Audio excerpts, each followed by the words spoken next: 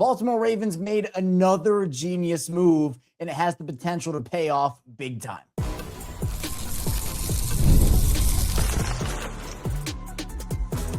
You are Locked On Ravens, your daily Baltimore Ravens podcast. Part of the Locked On Podcast Network, your team every day. You are Locked On Ravens. Welcome into the show. I'm your host, Kevin Oestreicher of Ravens Wire, here with you on the Locked On Podcast Network, your team every day. Now the #1 sports podcast network. Appreciate everybody for being here, making Locked On Ravens a part of your day. And also, thanks for being an everydayer, a first-time listener. If you're somewhere in the middle, thank you as well. We have 5 days a week, plus more of daily Ravens coverage and content here twice per day in the morning at 6 a.m. Eastern time here for the regular show. And then 6 p.m. Eastern time, we have Locked On Ravens PM. So a double dose of Ravens coverage for you each and every single weekday, plus all the other stuff we give you here on the show. On today's show, we're going to have a lot to dive into. The Ravens made another genius move, and we're going to talk about it because it's one that kind of came out of left field, but honestly, it has the potential to pay off big time. In the second part of the show, some troubling reports for the Ravens on Isaiah Likely and Tyler Linderbaum came out. We'll talk about those and other Ravens free agent reports and news. And then finally, we'll talk about Lamar Jackson's contract because there's a clause in his contract that we talked about a little bit yesterday, but that seemed to pick up some steam on Monday, and that was something that was big. So we're going to dive into that a little bit, as well as, if we have time, dive into a little bit of mock draft mania with mock drafts from listeners and watchers. So we're going to dive into all that here today. Thanks again for being here. Today's episode of Locked On Ravens is brought to you by FanDuel. FanDuel is giving you a way to turn that energy into even bigger potential wins. With a college basketball parlay profit boost, head to FanDuel.com to get started. All right. The Ravens, they made a move on Monday, and it was not one that I think nobody was expecting this move, if we're being honest with you. But the Ravens announced that they hired Dr. Nick Gill as their vice president of health and performance. Now, Dr. Gill, he comes to Baltimore from New Zealand. He worked in rugby for around 2 decades, and he is one of the world-renowned guys in sports in this field, someone that is going to come in here, I believe, and really help this team out. And it's genius for a couple of reasons, in my opinion. One, there's no salary cap with this situation. Kind of talked about this on the squad show last night. The Ravens could have given Dr. Gill like a $1 billion, and okay, not going to count against the salary cap, right? This is not a player thing.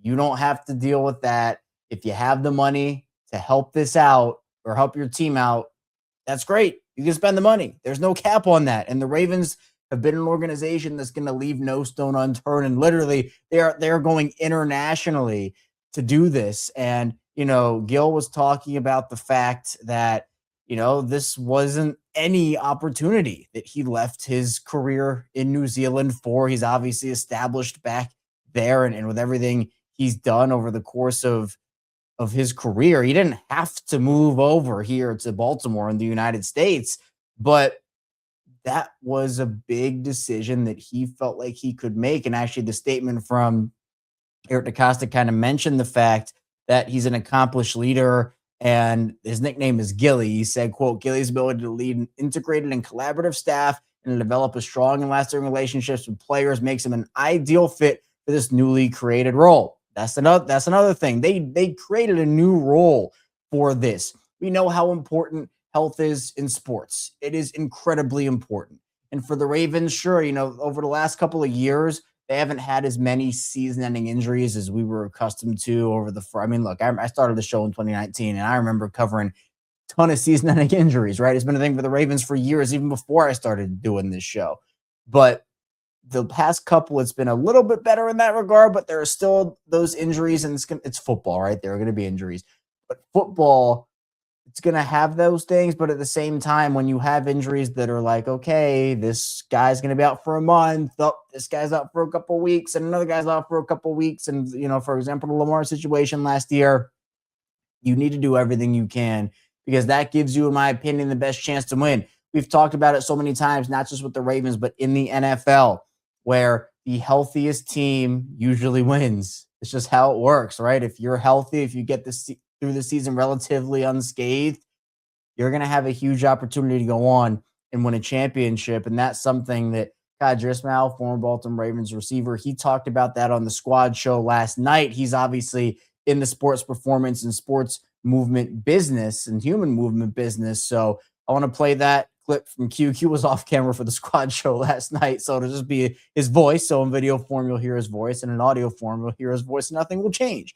But here we go, because I think Q had some really good perspective on this whole situation. To have everybody be on the same page and under one umbrella, okay, game on. Let's see how it will unfold, because yes, the team that can sustain the longest and avoid the injuries, the one that can recover. Let me say my missile training saying when I'm talking to different clients.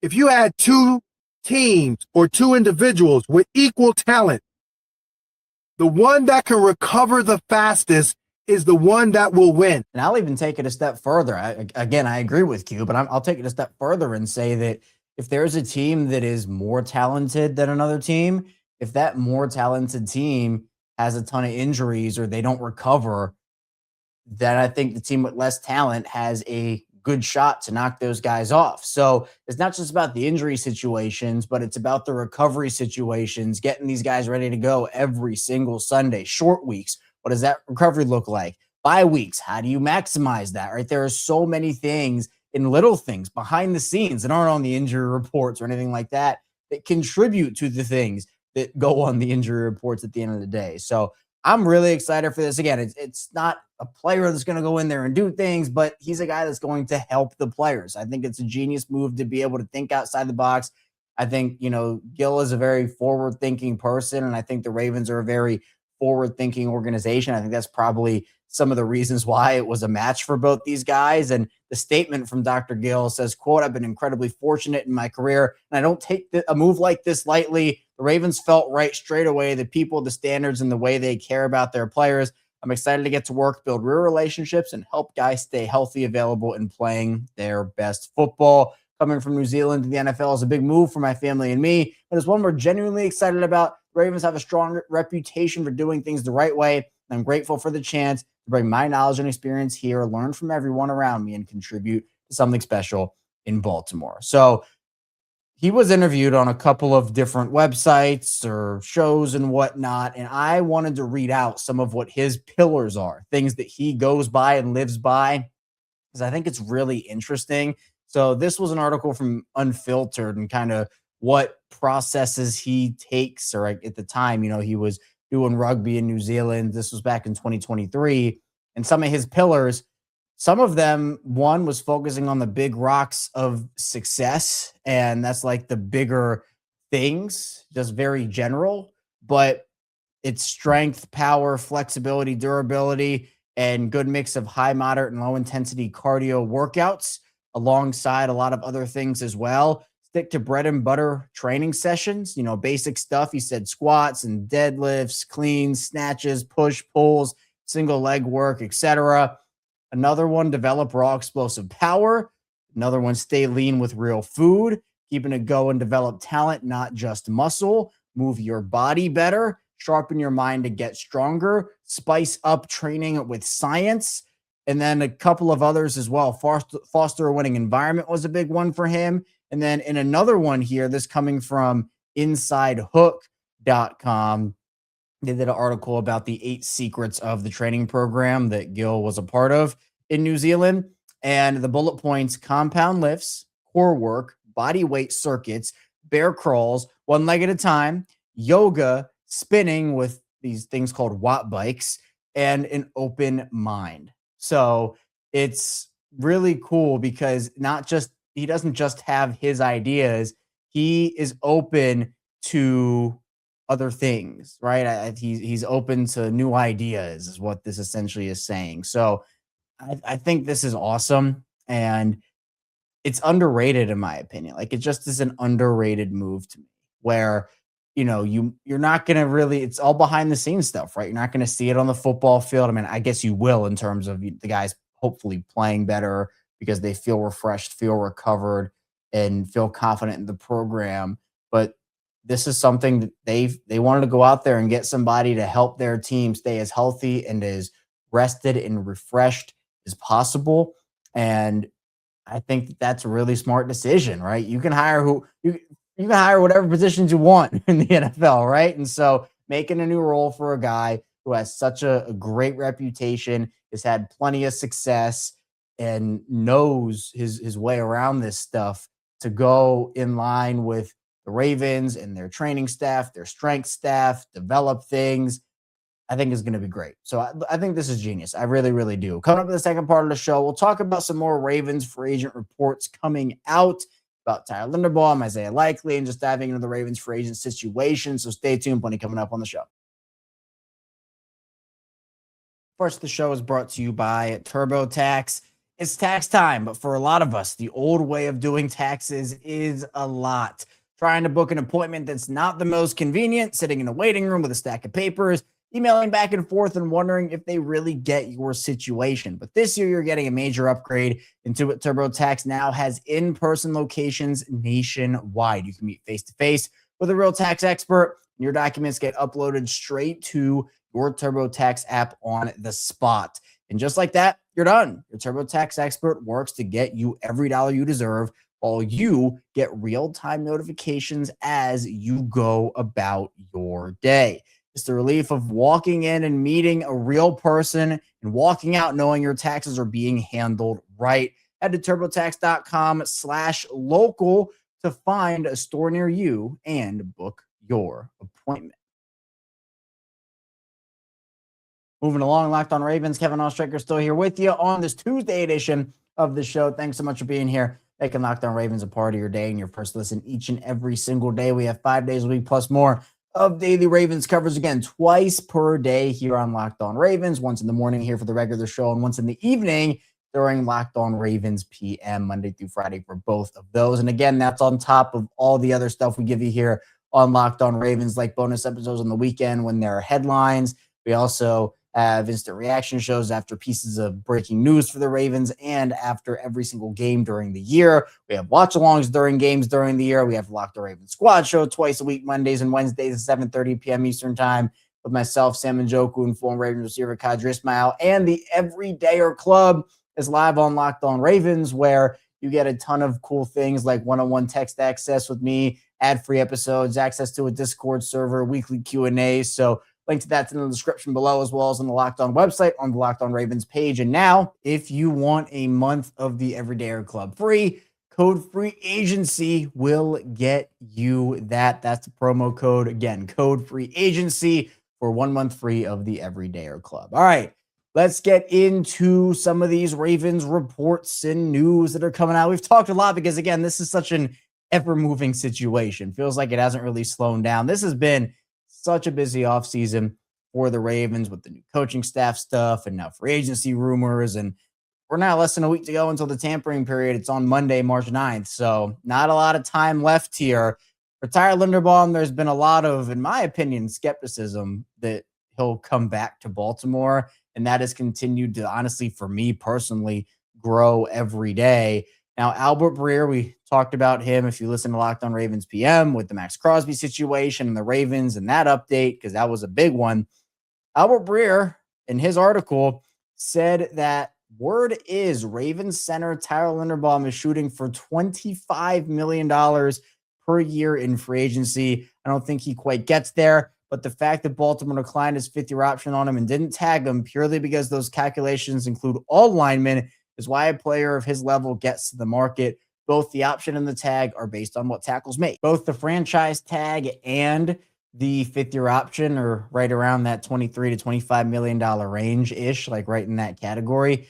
So, if he gets 24 or 25 or whatnot, that would be right in that range. But it is very rare that a quality lineman like Linderbaum, at least the quality that Linderbaum is, hits the free agent market. Obviously, it'd be a big loss for the Ravens if that were to happen. I mean, it'd be bad. I mean, they'd have to refigure things out at that position after looking for a while for their franchise center.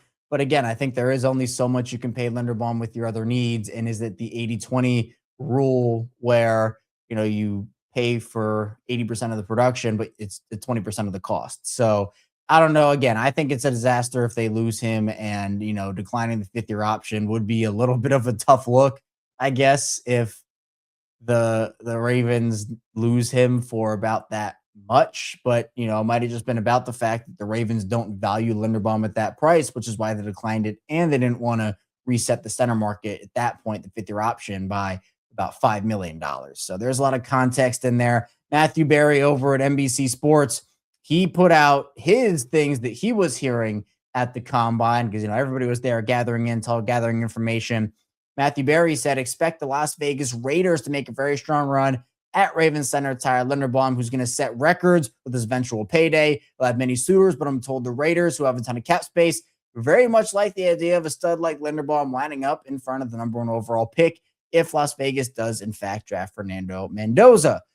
We've talked about that possibility here on Locked On Ravens. Clint Kubiak has made comments about the offensive line, particularly the center position. It makes sense. I don't think it's as good of a situation as Baltimore, in my opinion. But, if the Raiders have the money and they're willing to spend it on Linderbaum and the Ravens are not, then that's a situation that's going to happen. Again, if the Ravens do let Linderbaum hit free agency, he's as good as gone, in my opinion. And man, it just feels like that's the case. Like it just feels like all these reports coming out, I think Linderbaum and his agent know that the money they're going to get on the open market might be far more than what they're going to get in Baltimore. And it's just about what these guys value, right? I talk about this every single season. Some guys value money. Some guys value championships. Some guys value situation and comfortability, right? Everyone values different things. Some guys at stats, where's the best position for them to put up numbers or whatnot. I know that's a little difficult for offensive linemen in terms of putting up stats, but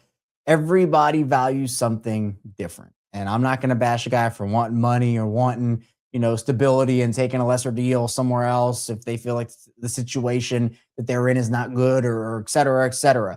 This is also Linderbaum's first payday, right? With Ronnie Stanley last year, that was not his first payday. Linderbaum has not gotten paid NFL big contract money yet, whereas Ronnie Stanley has, and that Stanley deal happened a couple days before free agency started. So I guess not all hope is lost, right? But at the same time, just feels like there's a lot of smoke around the fact that Tyler Linderbaum might not be coming back to Baltimore, and kind of inferring all that from all of these reports that are coming out. Now, Matthew Berry had another little tidbit on Isaiah Likely.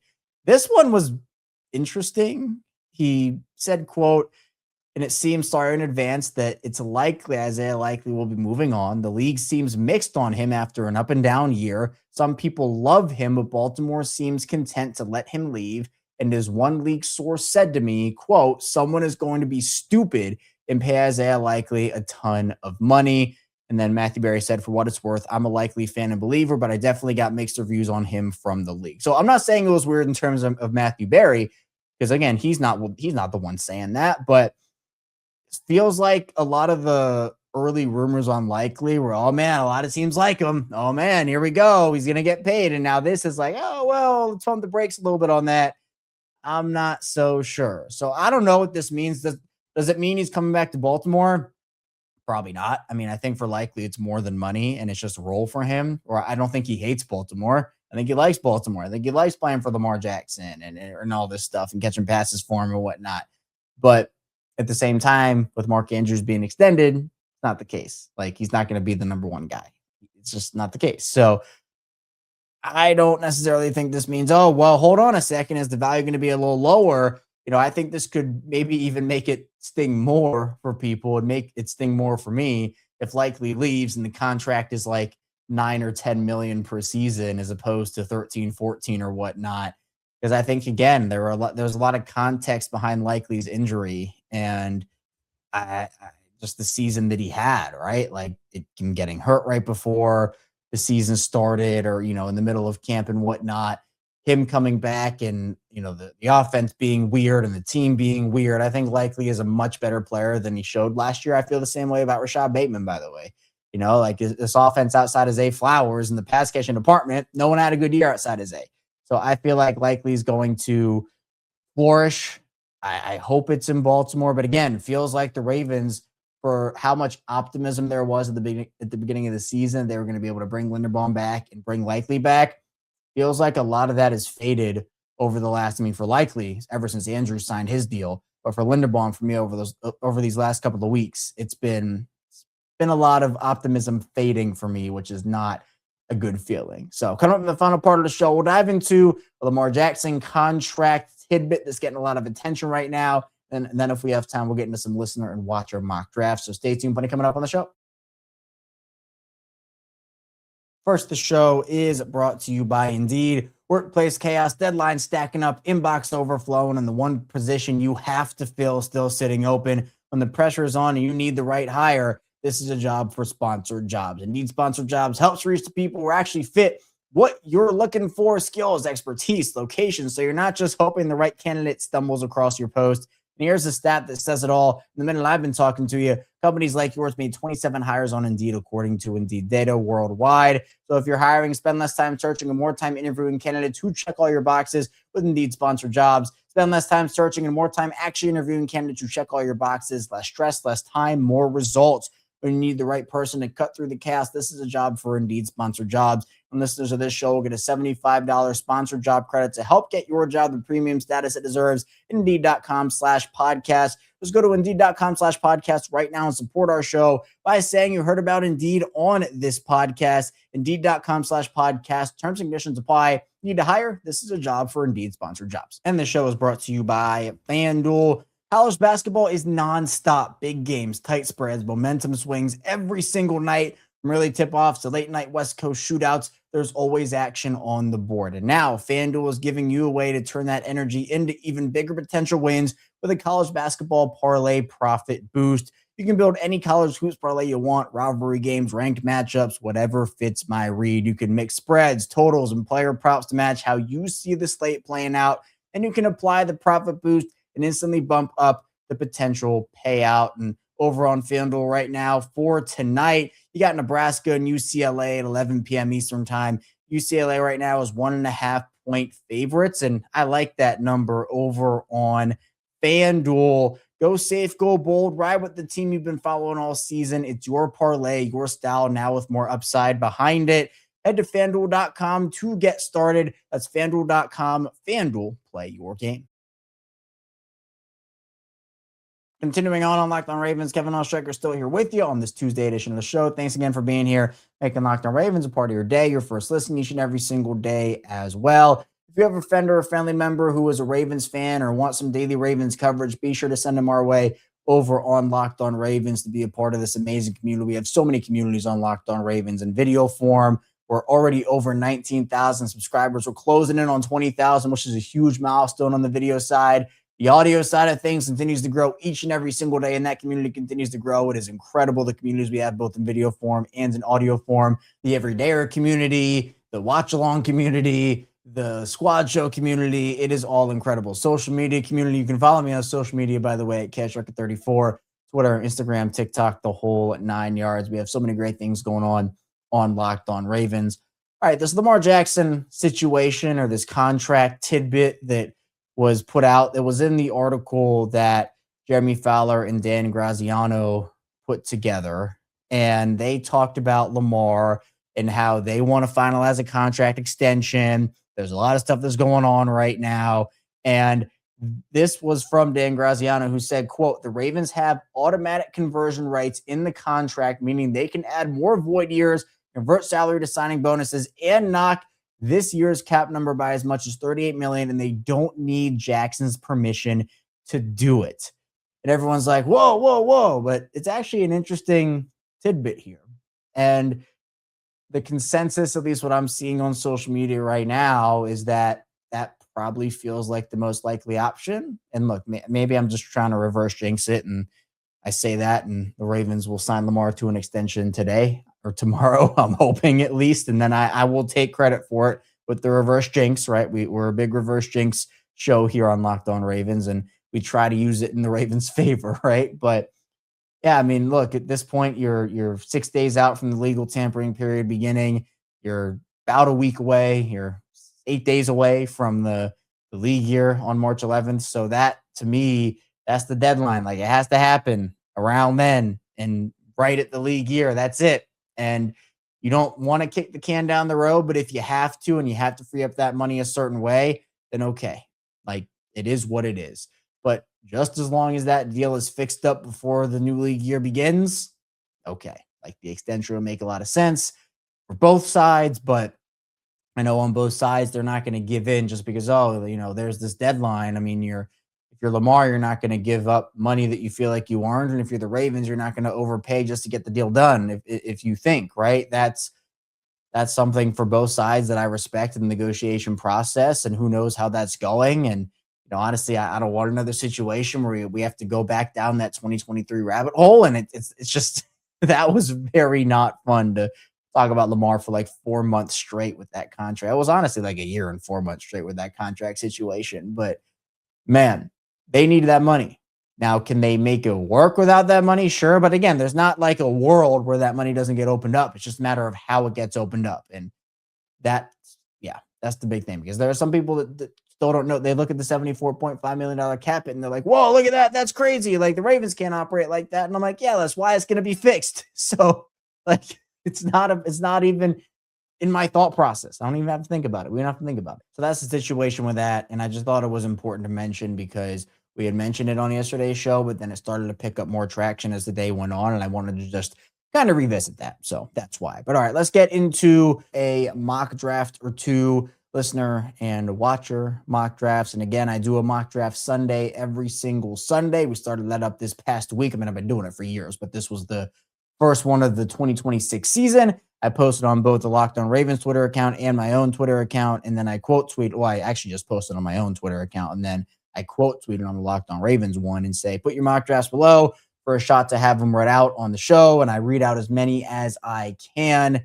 So I'll try to get to as many as I can here. Probably only going to be a couple, though. So let's start off with one from Caleb, who says, here's one I love. Note that Parker can play all interior spots, and I expect Dunker to play guard. So pick 14, Mekhi Lemon, wide receiver out of USC. Gabe Akis, the edge from Illinois, is the pick at 45 in the second round. Jennings Dunker, the tackle, but Caleb has him at guard, out of Iowa. Brian Parker, the second, Duke tackle, but again, all interior spots there, as Caleb said.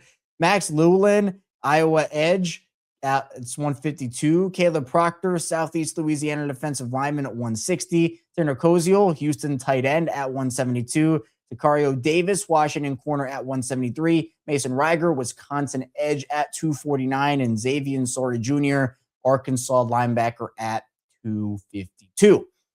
I like Malaki Lemon. I know that some people don't because of the size, or that he's a wide receiver at 14. I think he'd be fine. Again, like, I would rather have a Carnell Tate and, Jordan Tyson with the injury stuff. That's a debate that, people are talking about. But this whole interview process thing with him, I don't know how that all went. The stuff with him, like staring down the reporter, like, I didn't care about that. Like, if the guy can play, a guy can play. He wasn't being like malicious. I mean, I don't know. I mean, if there was something that happened behind the scenes that we don't know about, then okay. But I'd be totally cool at Lemon. Akis is interesting. I think he's really intriguing at 45. And there are a lot of those guys. Like, I had Zion Young in mind as an edge guy. Feels like there's a lot of edge guys in that second round that honestly would be fits for Baltimore. And then, you double dip on the O-line. I think absolute minimum, you take a guy at 80. Like, that's the cutoff for how late I'd be comfortable for the Ravens taking an O-lineman in this draft. Like, if you don't take him in the first 2 days of this draft, you're not doing it right. Like, you need to have at least one O-lineman taken by the time round 3 of the draft is over. And that's what happens here. And, I know that Dunker's getting a lot of publicity for the hair and all that stuff, but I think he can genuinely be an impact player, right? It was like Quinn Miners, who was getting all the attention for, oh, you look at him and the belly's out and whatever. But no, he's a good player. I think, these guys are good players. Sometimes they go viral for different reasons or whatever. But I like this draft a lot. I think this draft is really good. And I had Tanner Koziel in my mock draft. I think he's a really intriguing tight end. So this one's good from Caleb. Let's do a 3-round one from Michael here, who says, I think a trade back and getting more picks in the top 100 could be the way to go. So the trade, I don't have the trade in front of me here. It's not in the screenshot, but the Ravens apparently here trade back from 14 to 30. I assume this is, a Denver trade, and I'll read out the compensation in just a second here. 30 is Caleb Banks, defensive lineman from Florida. 45, Cassius Howell, edge from Texas A&M. And then pick 62 here, D'Angelo Pons, corner from Indiana. Keelan Rutledge, offensive guard from Georgia, is at 80. And Eli Raridon, the tight end from Notre Dame, is at 94. And then the Ravens did get the 2027 Denver second in this as well. So that's a haul. 14 to 30 is a big trade back. If I were to do that, instead of maybe picking up, again, if you want to go from 14 to 30, I'd probably ask for Denver's first. I know that I guess in the simulator, it probably didn't do that for you. But if you're trading back that many spots, I would probably ask for a first the next year as well. And, you could do the 30 and then the second this year. If it's the first for Denver, the second for Denver, and the Denver first next season, and maybe you throw in a fourth or a fifth or something like that, that's a deal that I'm okay with. If you're passing up on a generational talent to do that, I'm not sure if I would. But if the board isn't really what you like, there are good trade back scenarios the Ravens can do. And I'm okay with them trading back. I don't know if I do that big of a trade back, but again, it's the concept of it. I think it's a good thing to talk about. So I appreciate you doing this, Michael. But, there are a lot of different situations that the Ravens will be able to kind of assess their board. They'll probably have a handful of guys they'll like. I wouldn't be shocked if they traded back, because let's just say they trade back 5 spots and they have 7 guys on their board. They would be okay with taking it 14. You can get extra draft capital. You can accumulate some top 100 picks or draft capital for next season. You can take a guy that you would have taken to 14 anyway, if you don't have really this guy has to be taken right now. And then you can get other picks to move up, move back, get a lot of flexibility there. So I like this one a lot. I think that, again, the compensation is fine. I probably would have pushed for the first, but I think the simulator probably didn't give it to you, or else he would have done it. But this is good. I think Caleb Banks is really good. The combine obviously helped him a lot. And if he's still there at 30, I'm totally cool with that pick, alongside, obviously, the 80 rule is good here. We're going to call it the 80 rule. Michael taking an O-lineman before day 2 of the draft is over. That's the good thing here. So shout out to you for doing that, Michael. Beefing up the trenches, both O-line and D-line. And by the way, would not be shocked if Baltimore took an early defensive back. D'Angelo Pons pick. Would not be shocked if Baltimore took an early defensive back. It's not a pressing need for them, but they love their defensive backs. So that's all I have here today on Locked On Ravens. Thank you so much for tuning into the show. On the web, sure to like and subscribe button in video form, and follow along and subscribe in audio form for 5 days a week, plus more of daily Ravens coverage. Coming up tomorrow, more Ravens content from us. And of course, we'll also have the Locked On Ravens PM show this evening. So be sure to stay tuned. I'll see you right back here soon on Locked On Ravens.